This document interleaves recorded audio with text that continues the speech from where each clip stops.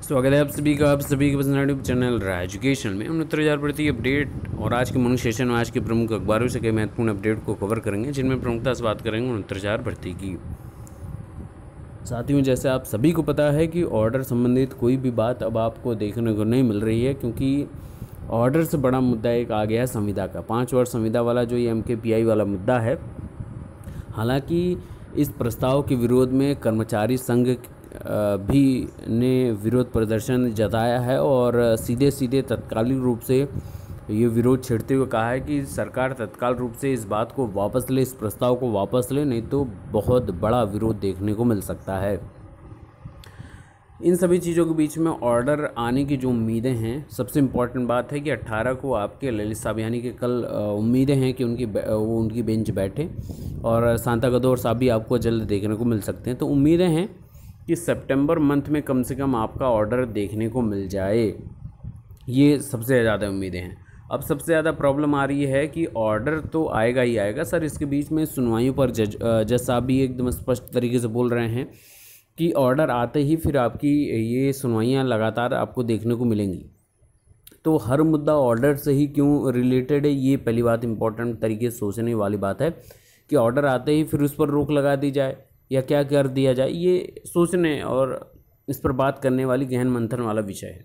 MRC मुद्दा हो, चाहे उत्तर कुंजी मुद्दा हो, चाहे NOC हो, चाहे संशोधन हो, ये सभी तभी वैलिड हैं जब आपका ऑर्डर आएगा। अब सबसे इम्पोर्टेंट बात यह है कि संशोधन का मुद्दा एक ये न्यूज़पेपर वाले छेड़ देते हैं। अब देखिए, सबसे इम्पोर्टेंट बात है कि वैलिडिटी कब किसी चीज़ की मानी जाएगी, जब वो आधिकारिक पुष्टि हो, सरकारी मोहर हो, सरकारी अधिकारियों द्वारा वो चीज़ की पुष्टि हो, तभी हम उसको मान सकते हैं कि वो बिल्कुल वैलिड है। लेकिन न्यूज़पेपर के जरिए आपको एक चीज़ देखने को मिल जाएगी और फिर आप थोड़े में ही परेशान हम लोग हो जाते हैं। तीन सभी चीज़ों के बीच में यही बात बोलना चाहूँगा आप सभी से कि ऑर्डर संबंधित जो बात है वो जल्द आपको उम्मीदें, क्योंकि जितनी ज़्यादा डेट एक्सटेंड हो रही है, उम्मीदें बढ़ती जा रही हैं, संभावनाएं बढ़ती जा रही कि ऑर्डर आए, लेकिन अभी फिक्स डेट कोई एनालाइज देखने को नहीं मिली है ना। लेकिन संशोधन पर ये बात निकल कर आ रही है कि जितने लोग 67 चयनित लिस्ट में हैं, उसमें बड़ा फेरबदल देखने को मिल सकता है। तो देखिए, सबसे इम्पोर्टेंट बात फिर से बोल रहा हूँ, बार बार बोलता आया हूँ, फिर बोलूँगा कि एक बात याद रखिएगा कि 67 जो चयनित लिस्ट है उसमें फेरबदल होना है अथवा नहीं, ये आपका परिषद तय करेगा, सरकार तय करेगी। दूसरी इम्पोर्टेंट बात कि जितने लोगों को संशोधन का मौका मिलेगा वो सेकंड राउंड की काउंसलिंग के लिए वैलिड होंगे या उनको मौका मिलेगा, जिला चयन समिति उनको मौका देगी अथवा नहीं, ये तो अभी भविष्यगामी चीज़ें हैं ना। तो उसको लेकर अभी से हमको परेशान होने की आवश्यकता नहीं है और आप परेशान होकर कुछ कर भी नहीं सकते हो, सिर्फ और सिर्फ अपनी मानसिक प्रतंत्रता को, प्रताड़ना को ही बढ़ा दोगे।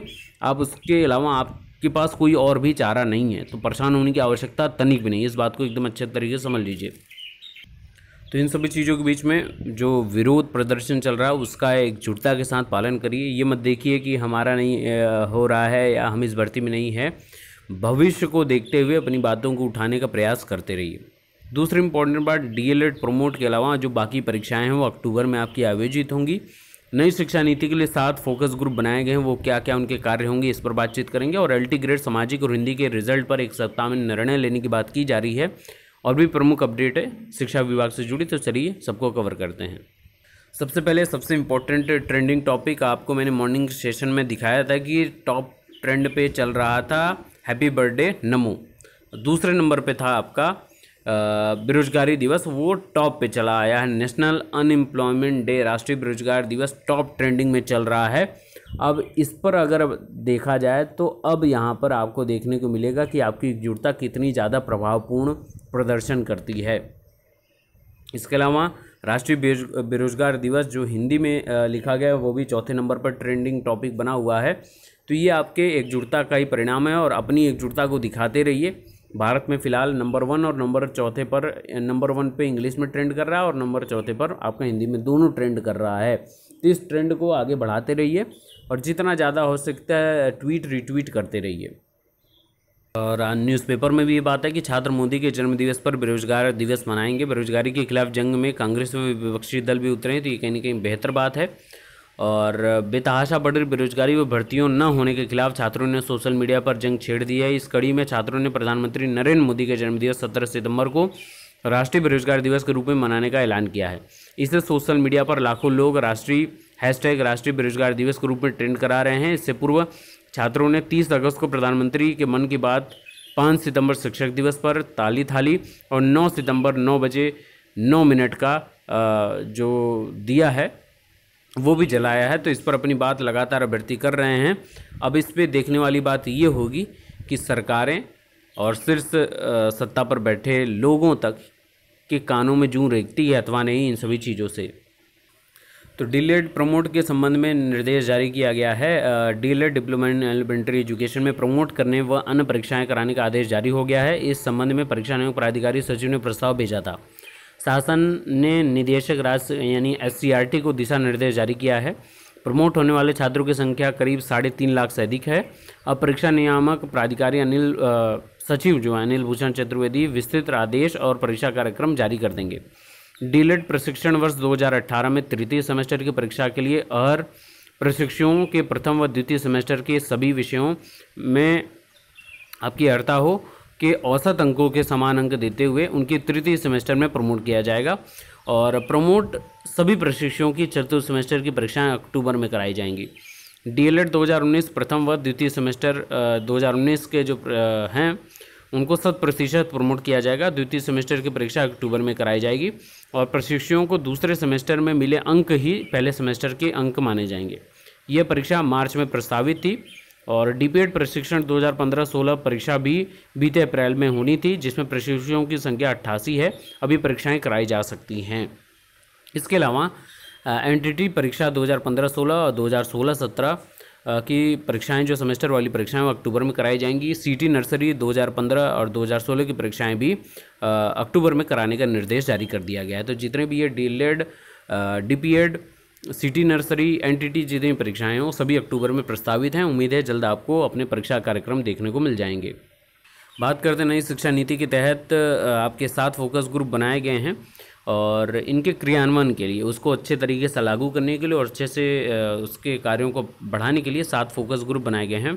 पहला है पाठ्यक्रम व शिक्षा शास्त्र ग्रुप, मूल्यांकन व आकलन ग्रुप, शिक्षकों के क्षमता संवर्धन व भर्ती ग्रुप, शिक्षा में स्टीयरिंग कमेटी की पहली बैठक में अध्यक्षता के लिए ये वर्किंग ग्रुप चाहे तो बाहरी विशेषज्ञों की मदद ले सकते हैं।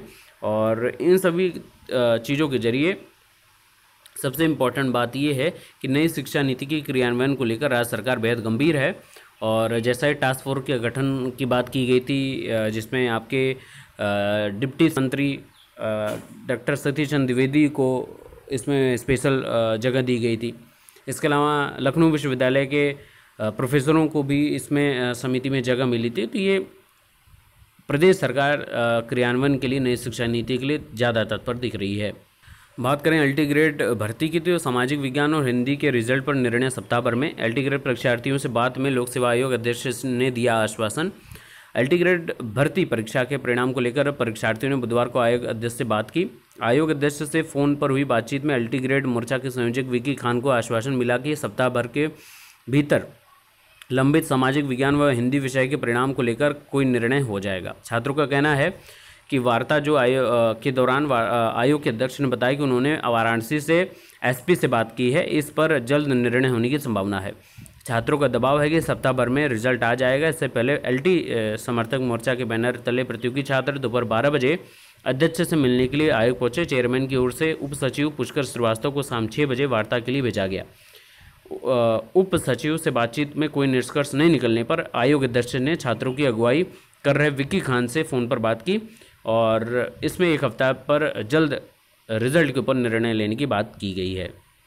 इसके अलावा शिक्षा विभाग से जुड़ी अपडेट है कि 24 सितंबर को उपस्थित हो, नहीं तो सेवा समाप्त हो जाएगी। जिले के प्राथमिक व उच्च प्राथमिक विद्यालय में लगातार अनुपस्थित चल रहे 9 शिक्षकों को अंतिम चेतावनी दी गई है। जिला बेसिक शिक्षा अधिकारी ने जनपद के परिषदीय प्राथमिक एवं उच्च प्राथमिक विद्यालय में कार्यरत 9 शिक्षकों को सेवा समाप्ति की चेतावनी जारी की है और इनके द्वारा अध्यापक अध्यापिकाओं को नोटिस भेजकर 24 सितंबर तक उनके कार्यालय में उपस्थित होकर जवाब देने को कहा है।